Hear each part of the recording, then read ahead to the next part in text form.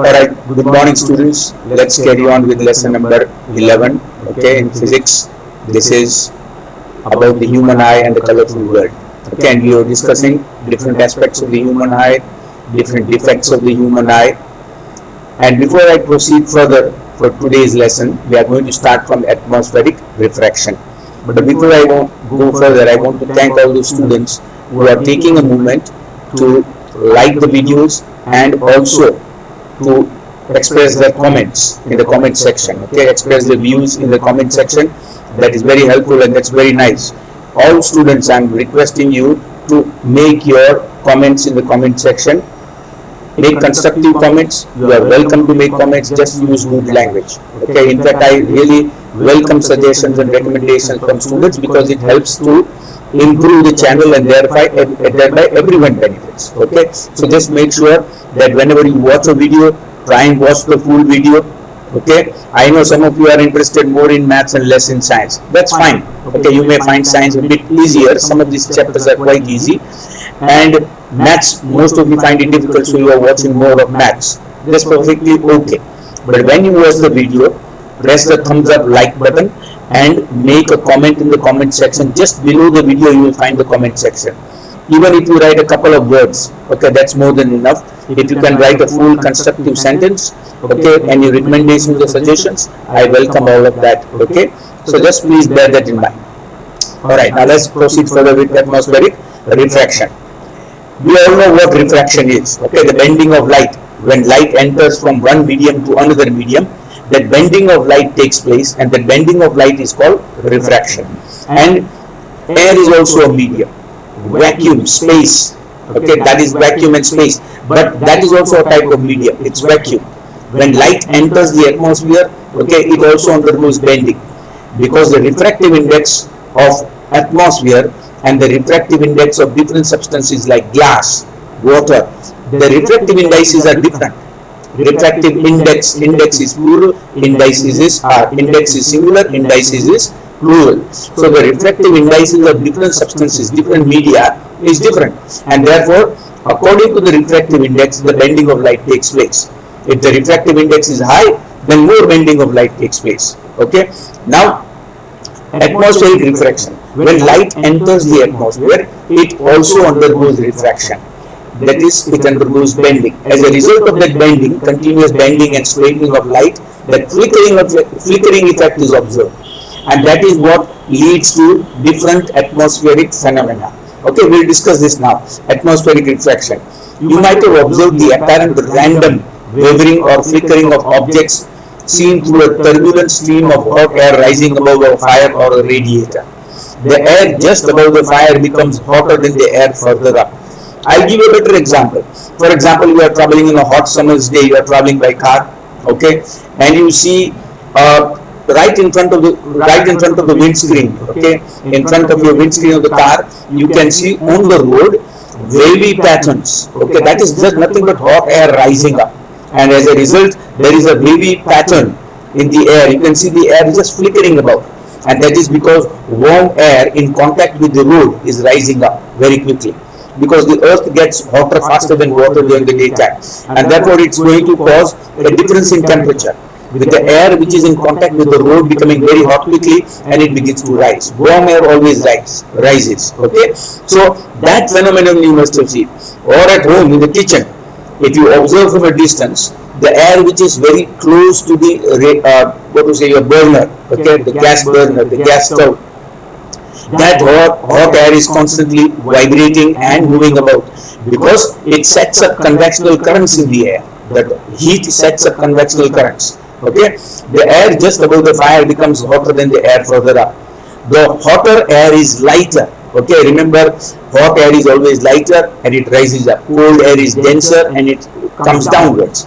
The hotter air is lighter, less dense than the cooler air above it, and has a refractive index slightly less than that of the cooler air. The air which is above is slightly at a lower temperature. It has got a higher refractive index. Okay, so the light entering from one to the other, from hot air to cold air or from cold air to hot air, it again undergoes bending. Okay, because the refractive index is different. Yes, it is the same thing, air, but the temperature has made a difference. Warm air is beginning to rise up. It has got less, it is less dense, and therefore its refractive index is lower. Colder air is above, okay, and then the colder air is the heavier, and gradually it comes down to take the place of the warm air, and that is how convectional currents, you see these convectional currents are set up. Alright, since the physical conditions of the refractive medium air are not stationary, the apparent position of the object as seen through the hot air fluctuates, it vibrates. This wavering is thus an effect of atmospheric refraction of light by the Earth's atmosphere on a small scale in our local environment. The twinkling of stars is a similar phenomenon on a much larger scale. Okay, now twinkling of stars. Okay, but before we go to twinkling of stars, I just want to show you that you must have observed, you might have come across the word mirage. Mirage is also a similar phenomenon caused by refraction of light and scattering of light. You see what happens in deserts, especially mirages are seen. Sometimes when you are traveling by road on a hot summer's day, you seem to you see water on the road. It looks as if there is water on the road, but the closer the car gets to the water seems to keep shifting away and away, and you never seem to reach that water. Now that is a mirage. There is no water on the road, okay, and yet you see that water on the road, that feeling. Okay, similarly, people who are traveling in the desert, you see people who travel in the desert, sometimes they see a mirage, they see an oasis in the desert. Palm trees, beautiful palm trees, they see water, okay, on the desert sand. And the closer they get to it, the further it goes away. And they never reach it. And then suddenly it disappears. Now that is called a mirage. Okay, these are all atmospheric phenomena because of bending and scattering of light, because there is warm air and cold air surrounding each other. You see, as you go higher, the air becomes cooler, the temperature goes down. As you come down, because of the heat of the earth gets heated faster than the water. So the air in contact with the hot earth is warmer. That warm air rises up, and this sets up currents in the air, convectional currents, which are called thermals. Okay, the upward movement of hot air.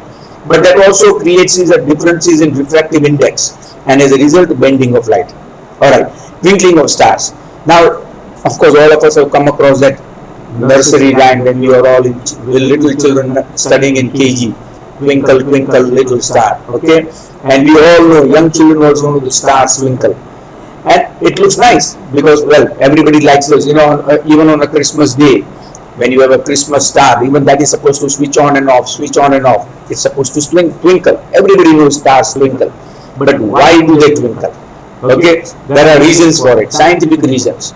First of all, the stars are very, very far away. The nearest star to us is our own sun, which is more than 8 minutes away. Light traveling that fast, 3 lakh kilometers per second. That is the speed of light.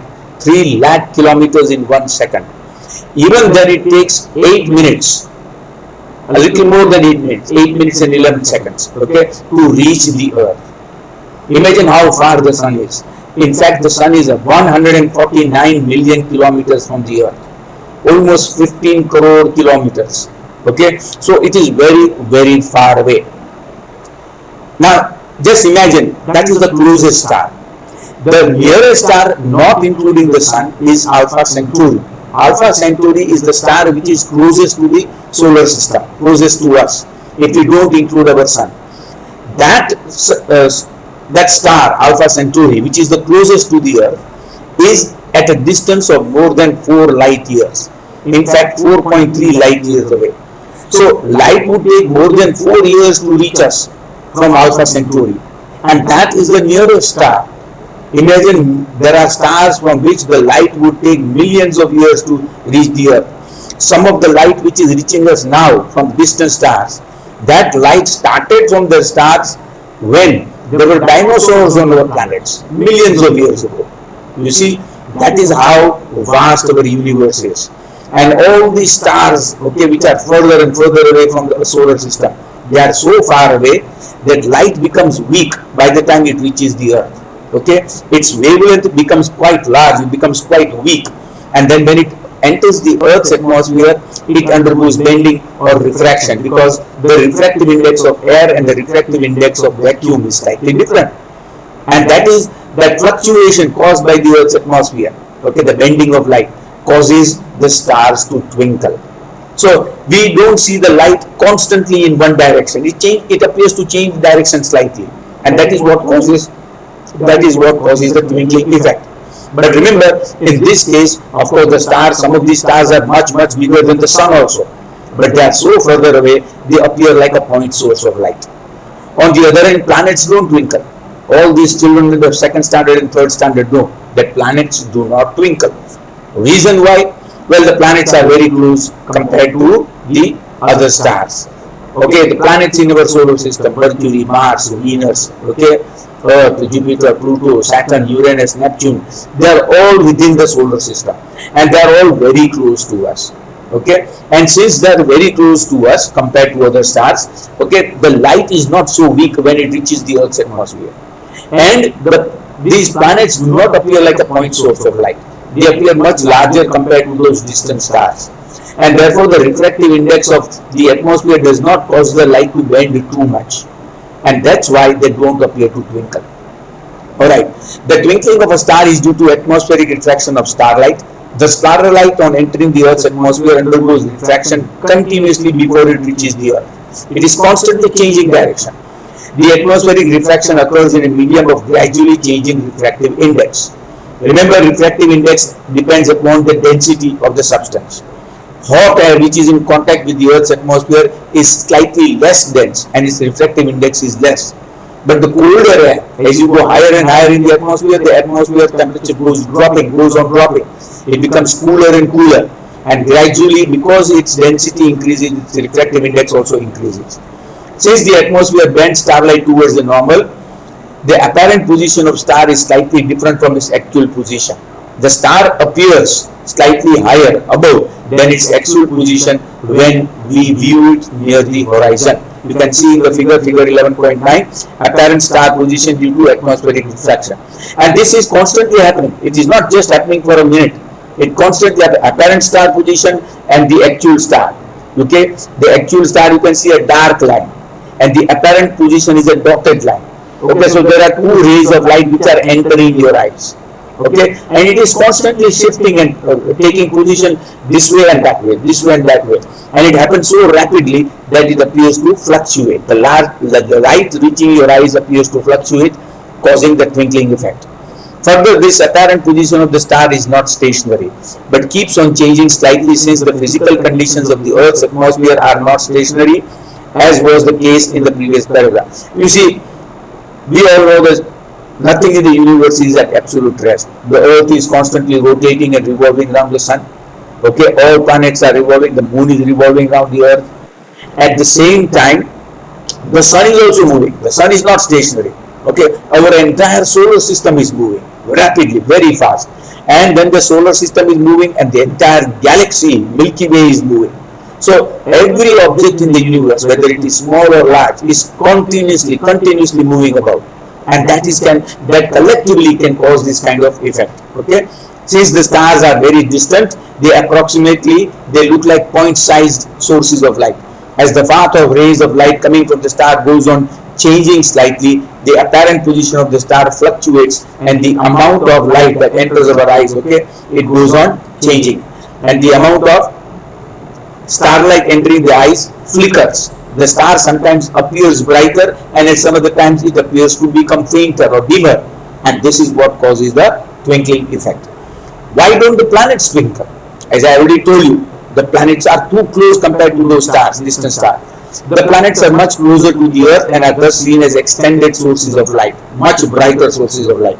If we consider a planet as a collection of large number of point sources of light, the total variation in the amount of light entering our eyes from all individual point sources of light will come out to be zero, and thereby nullifying the twinkling effect. In short, in simple language, the planets are so close compared to the stars that the light does not undergo too much bending or refraction when it enters the Earth's atmosphere, and that shows that, and that makes it appear as if they are not twinkling. That is the only difference. The difference is in the distance. That is the most important. Starlight coming from distant star becomes much weaker compared to, and remember, planets don't have their own light. Planets actually reflect the light of the sun. Okay, so that is also an important point to bear in mind. Alright, let's go further. So there is a question out here. Why do stars twinkle but planets don't? Remember, all this is given in the PDF which I will send you. This is the last section of this chapter. After today, I will be starting with biology lesson from tomorrow. Okay, that is the second lesson of biology. So, just to give you an idea that all these questions, while you are studying the chapter with me, okay, and you are underlining everything and highlighting it, you can even write these questions in the margin with a pencil. They will help you to study the chapter better. I have got to explain it, and you must try and understand. It is important that you read the chapter. Only question answers are not enough. सिर्फ question answer पढ़ लो जो मैं बाद में देने वाला हूँ PDF में, that is not enough. All those students who get the PDF, okay, that question answers is not enough. You must study the chapter, the textbook also. So why do stars twinkle but planets don't? Just as I explained right now. All right. Now let us go further. What is Tyndall effect? We'll come to that later on. Okay. See here. If you look at it, advanced sunrise and delayed sunrise. Advanced means early sunrise. Earlier than what? Actually, the sun, there is a difference of 2 minutes between apparent sunrise and actual sunrise. Okay, apparent and actual. There is a difference between. Actual sunrise is when the sun actually comes above the horizon. And apparent sunrise is a sunrise when the sun appears to come above the horizon. There is a difference between the two. Alright, just to give you an idea, look at this diagram 11.10, which is given out here. The earth, the observer. Okay, for example, you are looking towards the east in the morning, alright, and the sun is just below the horizon as yet. It has not come above the horizon. When you look in the straight line, that is your horizon. Look further away, very far away. That's the horizon. Now the sun has not actually come up above the horizon. But because of the refraction of light and the bending of light, the sun actually appears to be above the horizon. But still it is below the horizon. वो ऊपर नहीं आया है अभी तक. सन अभी भी horizon के नीचे है, लेकिन 2 मिनट पहले रिफ्लेक्शन ऑफ लाइट की वजह से ऐसा लगता है कि सन ऊपर आ गया और हमको दिखता भी है. Okay, and that difference in time between the apparent position and actual position is about 2 minutes. Now this is of course because the earth has a curved surface. That is one fact, and therefore the atmosphere is also curved because the atmosphere envelops the earth. So if the earth is curved, the atmosphere is also curved. And at the time of sunrise and sunset, the light has to pass through greater layer of the atmosphere. It passes through a greater layer because it comes from the side, sunrise and sunset, not vertically downwards. So it comes from the side, it has to pass through greater layer of the atmosphere. It suffers greater bending, refraction. As a result, it appears as if sun has risen when it has not actually risen. It is still below the horizon. The same thing happens at sunset. Okay, at sunset the sun is already dipped below the horizon.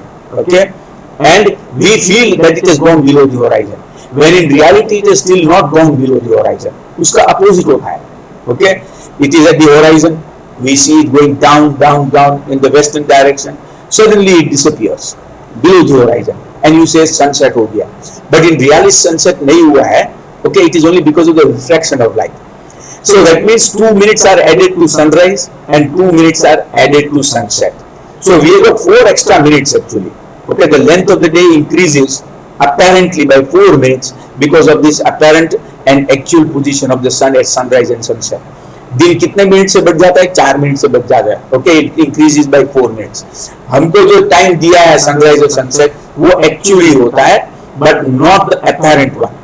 Okay, जो कभी-कभी if you look at the newspapers and even online, the time for sunrise and sunset is given. That is what we see, not the actual dipping of the sun below the horizon.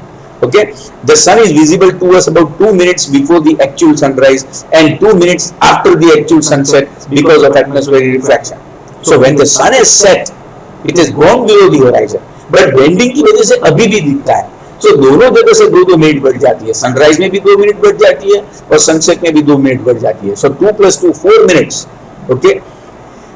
By actual sunrise, we mean the actual crossing of the sun above the horizon.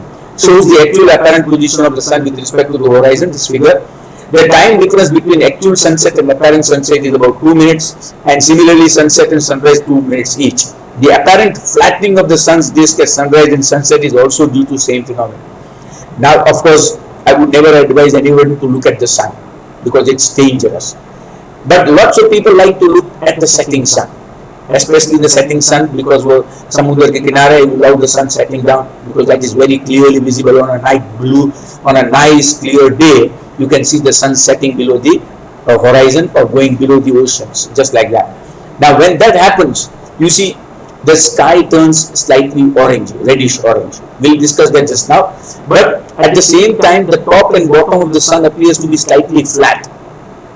This flattening of the disk of the sun appears perfect circle because of its distance. It may not be a perfect circle. The earth also is not a perfect circle, but it appears to be flattened slightly because of refraction of light. Okay, now scattering of light. Let's see what is scattering of light. Alright. The interplay of light with objects around us gives rise to several spectacular phenomena in nature. Now, for example, people who, in 1969, America sent 3 astronauts to the moon in Apollo 11. That's very famous. Okay, 50 saal ho gaya. 50 years ago, men first set foot on the moon. Neil Armstrong was the first person to set foot on the moon. Okay, and there was one more, Buzz Aldrin, and there was one more astronomer who actually rotated in his space capsule. But 2 people landed on the moon that time. Neil Armstrong was the first one. Why I am telling you this is simple. How would the sky appear to those 2 How would the sky have appeared to those 2 astronomers when they were on the moon? Would it have appeared blue? No. It would be completely ink black, completely jet black. On one side, they could have seen the sun rising above the moon. Okay, just like we have got Earthrise and sunrise and moonrise. Okay, the sun rising on the earth. Similarly, the sun rises on the moon also. And just as the moon rises on the earth, you can see the moon rise. You can see the earth rise on the moon also. If you are standing on the moon, from one side you can see the earth rising, just like the way we see the moon rising on the earth. Okay, but the difference would be this: here we have got daylight, and during the daytime the sky appears blue in color. Sunset and sunrise, the light gradually fades and becomes dark. But on the moon, it is permanently black. Okay, why? Because there is no atmosphere. On the earth, it is the atmosphere and the scattering of light because of the atmosphere that causes this blue light and different light. For example, we always talk about Mars, people going to Mars. Okay, now if supposing we do go on Mars, of course we have got photographs of Mars because lots of space probes have been sent to Mars by America, by the European Union, okay, European Space Commission, and by Russia also, by China, and even India has sent one space probe, Mangalyaan, something like that, which is going there. Okay, but photographs and videos from those space probes show clearly that the sky appears red, even the earth appears red, the mud, the soil appears red in color on Mars. Okay, and the atmosphere on Mars is completely different. As a result, the scattering of light is different, and the sky appears reddish in color on Mars. But here, our atmosphere is different. You see, on Mars it has more carbon dioxide. We have got less carbon dioxide. Our composition of our atmosphere is completely different. Okay, about 78% nitrogen, 20.5% oxygen, and remaining other gases, carbon dioxide, carbon monoxide, ammonia, and so on. And of course, water droplets, moisture in the air, and minute dust particles, as well as microbes are found on the Earth's atmosphere. So our Earth's atmosphere is completely different, as a result of which there is a scattering of light. You see, for example, if you take a clear glass of water, okay, absolutely clear, light will pass right through. You can see it through the glass. Okay, now if you add a little bit of muddy particles to it, okay, if you add some muddy particles to the clear glass water, when light passes through it, the path of light will become visible. Why? Because those small particles will reflect and scatter the light, and now the beam of light becomes visible. The same thing appears because the atmosphere contains different kinds of, it's a heterogeneous mixture. It contains all kinds of things. Okay, the blue color of the sky, color of water in the deep oceans, the reddening of the sun at sunrise and sunset are some of the wonderful phenomena we are familiar with. In the previous class, you learned about the scattering of light by colloidal particles in a colloidal solution. You have learned about true solutions, colloidal solutions, and suspension solutions in class 9. The path of beam of light passing through a true solution, like for example salt solution, sugar solution. Salt solution and sugar solutions are true solutions. They are crystal clear. You can't make out the salt dissolved in water. You can't identify the sugar dissolved unless you taste it. Okay, so what happens is those solutions are called true solution. They appear like clear water. Light passes through completely. The path of beam of light passing through a true solution is not visible. However, the path of light becomes visible through a colloidal solution. Colloidal solution where the size of the particles is much larger. Okay, if you add a few drops of a little bit of mud particles, okay, it will become visible because it becomes a colloid. In a colloidal solution, the size of the particles is much bigger. You can actually see the size of the particles. Alright, Tyndall effect. Now the scattering of light is due to, the Tyndall effect is due to scattering of light. See, there is a question out there. The path of light is not visible in clear water, but in muddy water, the size of the particles is large and the path of light becomes visible. This is important because this is what causes the Tyndall effect. Alright, then there is a question out here also. What is Tyndall effect? And explain how Tyndall effect is caused. Alright, let's see now Tyndall effect. Okay, this is Tyndall effect. The Earth's atmosphere is a heterogeneous, not homogeneous, but heterogeneous. Heterogeneous means somehow it is a random mixture, not homogeneous mixture. In a homogeneous mixture, all the particles are evenly distributed. But in a heterogeneous mixture, there is no quantification. Okay, so air is a heterogeneous mixture of minute particles of different gases are there. Then there is dust particles, microbes, water droplets, and so on. These particles include smoke, tiny water droplets, suspended particles of dust, and molecules of air. When a beam of light strikes such fine particles, the path of the beam becomes visible. The light reaches us after being reflected diffusely by these particles. The phenomena of scattering of light by the colloidal particles gives rise to Tyndall effect. For example, okay, if you are sitting in a darkened room, okay, if you are sitting in a darkened room during the daytime and there is a small, कभी-कभी देखा होगा कुछ लोगों के घर में जो छत होता है, the roof of the house is made of tin sheets or asbestos sheets, not completely cement. Okay, so there may be a hole in the tiles of the roof, or there may be a hole in the asbestos sheets of the roof, and through that hole a beam of light enters the room. When the beam of light enters the room, okay, you can actually see the beam of light. Why? Because it's the particles of dust present in the room will scatter the beam of light, and that's why the beam of light will become visible. To give you an opposite idea, if you take that, the toys which many children play, the laser toys, they are dangerous, of course. There's laser toys. If you shine it on a wall, okay, about 10 meters away, 20 meters away, you will not be able to see the laser beam, but you will be able to see the red dot on the opposite wall. But the beam becomes invisible.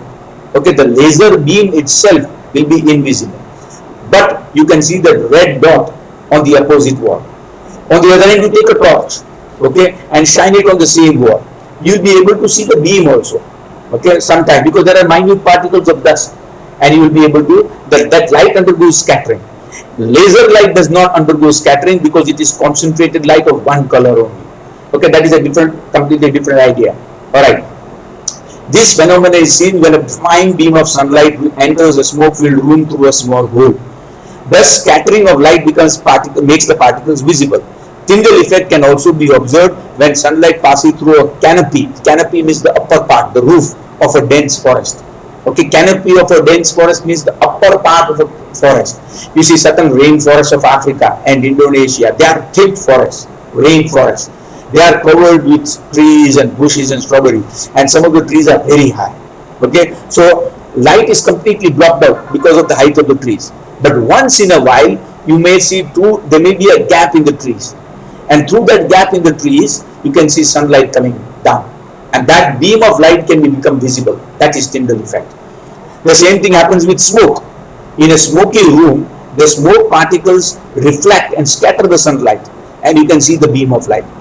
The color of scattered light depends on the size of the scattering particles. Very fine, very small particles scatter mainly blue light, which happens during the daytime, while particles of much larger size scatter light of longer wavelengths like red light and violet light or orange light. If the size of the scattering particles is large enough, then the scattered light may even appear white in color. okay, like it does during the daytime. All right, now let's see the next section here. Why is the color of sky blue? All right, I've written this question out here. Why are danger signals of lights red in color? We'll discuss that also. Why is the color of sky blue? Again, just as I explained, during sunrise and sunset, the sunlight has to pass through a larger layer of the atmosphere because it is at an angle at sunrise and sunset. So it has to pass through a greater layer of the atmosphere. And because of that, there is scattering of light. Okay, that scattering of light scatters light of larger wavelengths, not shorter wavelengths. And red light is of a larger wavelength, as a result of which you see it reddish orange in color. As the sun progresses up in the atmosphere, as it goes higher and higher, okay, from 7 o'clock, 8 o'clock, 9 o'clock, as it goes higher in the sky, then there is less scattering of light. Okay, there is actually scattering of light is more, but it scatters shorter wavelengths of light. Scattering of light does take place even during the daytime, but it scatters, it has to pass through a smaller layer of the atmosphere as it goes higher and higher. Okay, because it has to go through smaller layers of the atmosphere, it will scatter light of blue color, shorter wavelengths, and therefore the sky appears blue in color. The molecules of air and other fine particles in the atmosphere have size smaller than the wavelength of visible light. These are more effective in scattering light of shorter wavelengths at the blue end of the spectrum than light of stronger wavelength at the red end of the spectrum. Remember rainbow, the word vibgyor, violet, indigo, blue, green, yellow, orange and red. On the one side, your violet color, then blue, and then finally red. So blue colored light has got shorter wavelength, red colored light has got larger wavelength. When the particles are bigger and when the sunlight has to pass through larger layer of the atmosphere, there is more bending or scattering of light of larger wavelength, that is red in color. Alright, the scattered light, thus when sunlight passing through the atmosphere, the fine particles in air scatter the blue color, that is the shorter wavelength, and more strongly than the red wavelength. The scattered blue light enters our eyes during the sunrise and sunset period. If the earth had no atmosphere, like for example the moon, okay, there would not have been any scattering of light and the sky would appear completely black. Then the sky would have looked dark. The sky appears dark to passengers flying at a very high altitude, as scattering is not prominent at such heights. If you are traveling in a passenger plane, large Boeing jumbo jet, jumbo jets generally fly at 40-45,000 feet high. Okay, at that height, it's very cold outside, minus 10 degrees, minus 15 degrees, and so on. At the same time, okay, outside air is much thinner. That's why cabin pressure has to be maintained inside the passenger cabin. Okay, outside the air is much thinner, rarefied air, and of course, otherwise air is there. Otherwise, the plane would not be able to fly. But the air becomes slightly thinner. Okay, and as a result of which, you see the sky or the horizon may appear slightly darker, not completely dark, because it's only in outer space, and the planes cannot fly in outer space. Only in outer space it will appear completely black. Okay, you might have observed that danger signal lights are red in color. Do you know why?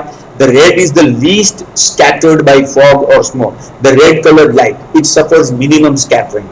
Okay, therefore it can be seen in the same color at a distance.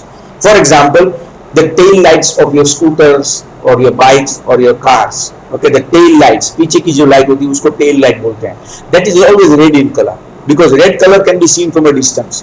Why red color can be seen from a great distance? Because it is not scattered.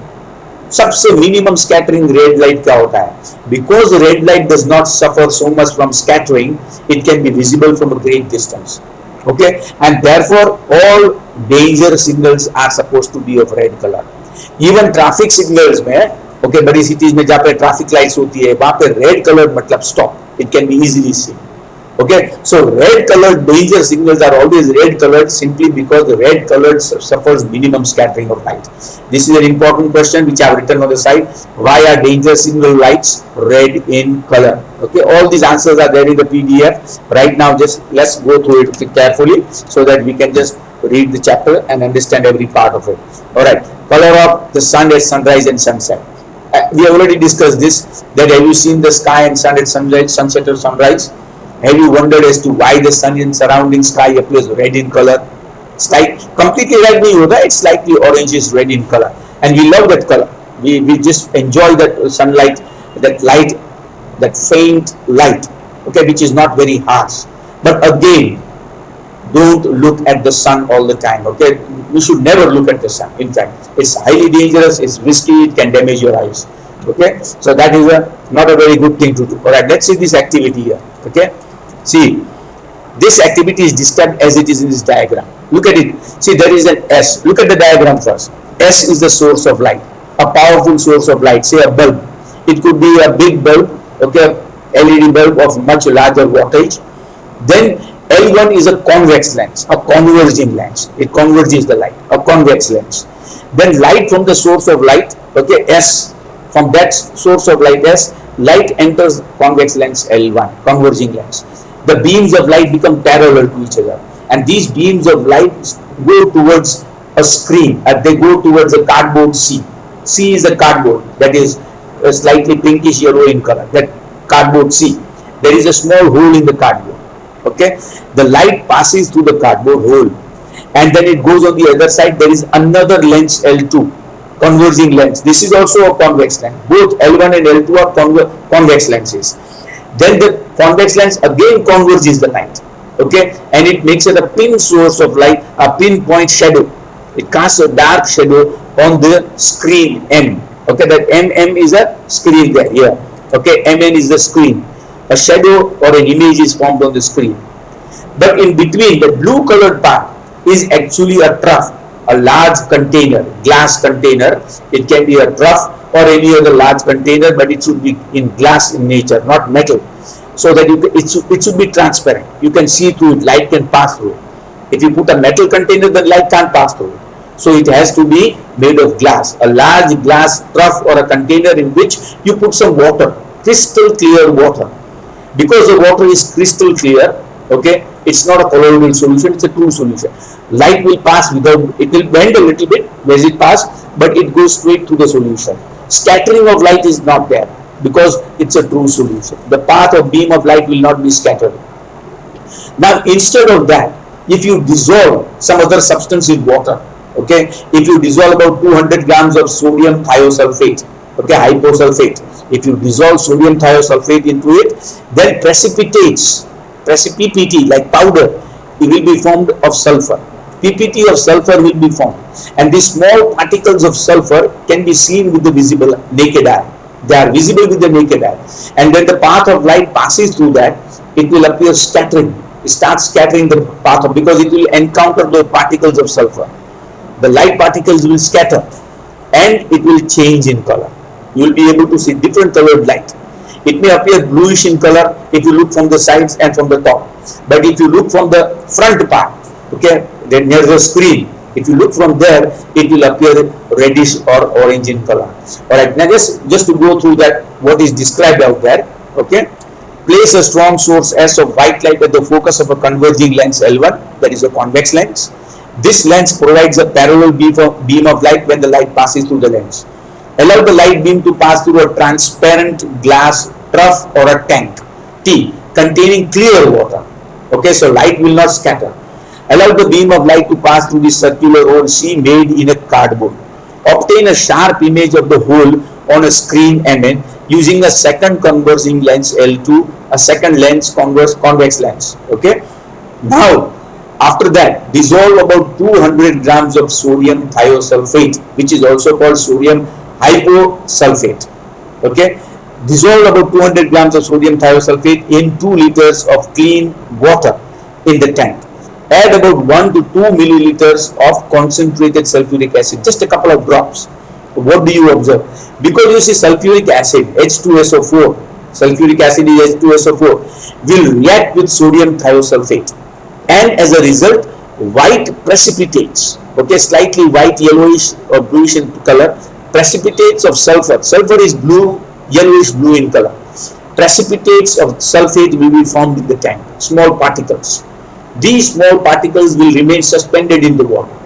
But when the light beam passes through it and hits those small particles of sulfur, they will be scattered.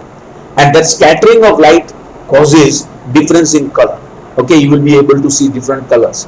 From the sides and the top, you will observe it slightly blue-green in color. If you go on the other side, you will observe right in front from the screen side, you will observe that the color is not the same, it is slightly reddish or orangish.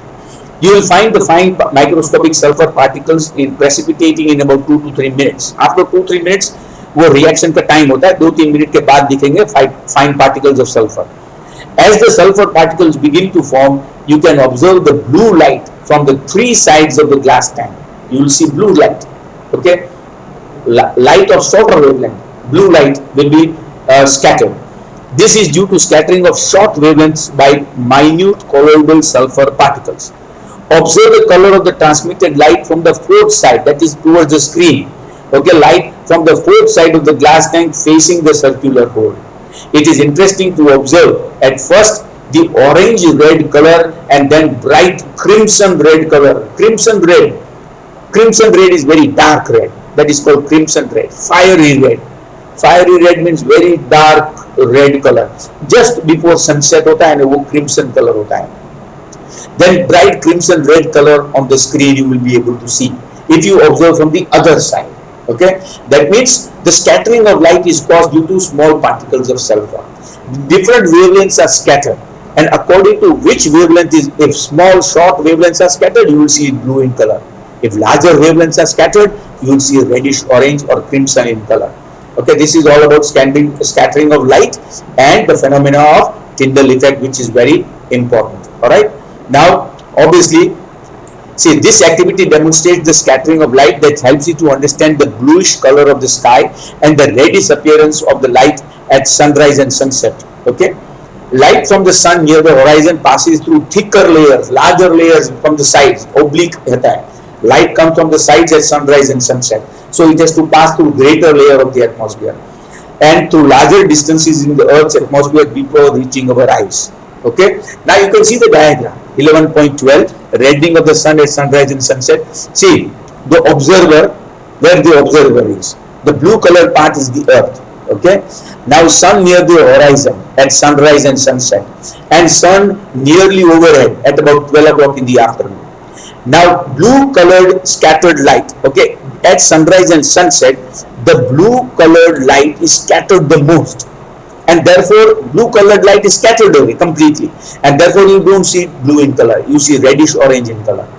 During the daytime, like for example when the sun is overhead, blue colored light is scattered maximum nahi. The red colored light becomes scattered maximum, and the blue colored light becomes scattered less, and therefore blue light is observed, like less blue light is scattered and you can see more of the blue light.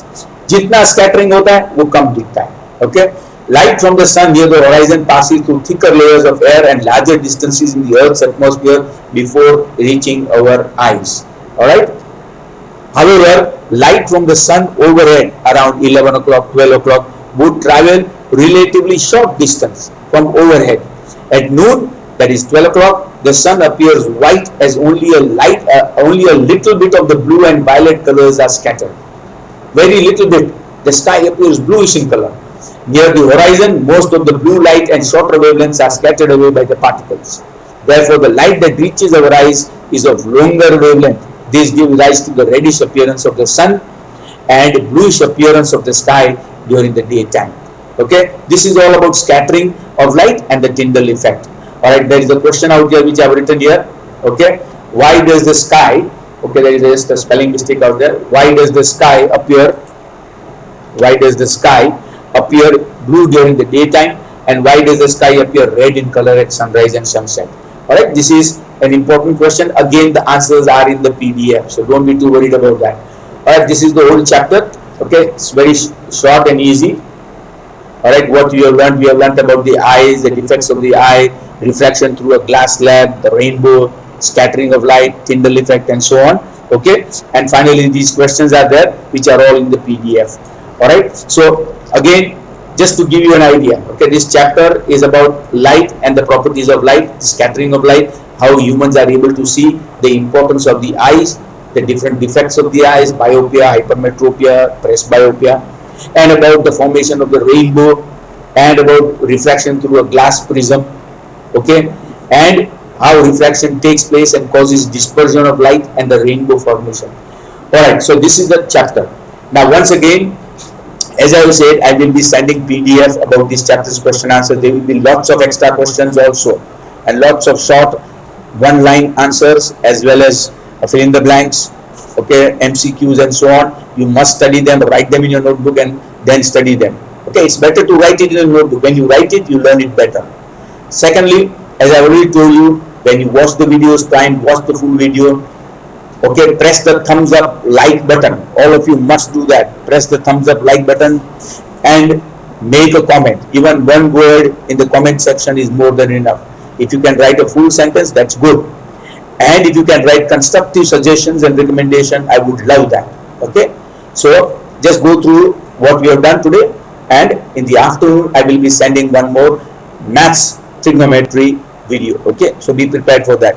Meanwhile, stay safe, stay healthy. Have a nice day.